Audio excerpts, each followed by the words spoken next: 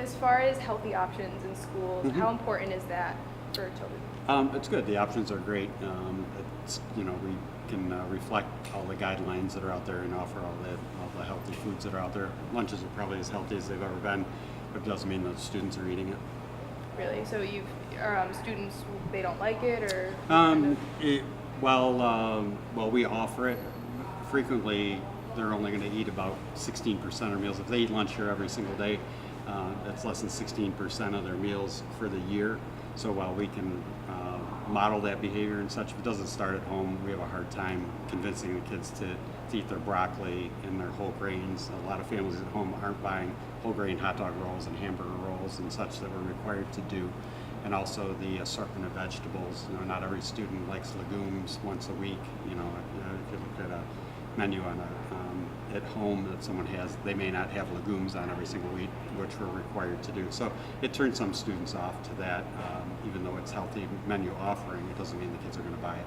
sure? I guess because like what you're used to eating at home is kind of what you're going to gravitate towards here. You got it. Okay. Yep, that's exactly the deal. Yeah. Like I said, we put out as good a meal as we ever have from a healthy point of view, but if the kids aren't eating it, it really isn't nutrition. Okay. And as far as locally sourced foods, how much of your food is locally sourced? In the fall, we do a bang-up job with apples. We have New York State apples on every week in the fall, starting from September until the orchard is empty, which is probably next week. It will be our last week of the New York coming directly from a farmer.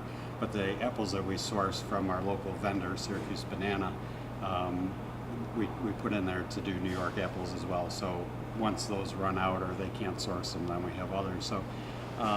So the local produce is good. Unfortunately, some of the great produce that we see in central New York comes ripe in the summertime in late June, July, and August when we're not in session.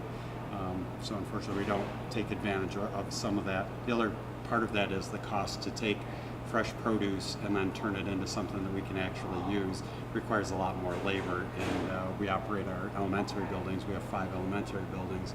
We operate with only 2 people in there, so one to run the cash register, one to serve the food. So it's not like we have extra labor around to take corn, let's say, as an example, and to peel 2,000 ears of corn if it came in fresh and such. The cost of doing that is prohibitive.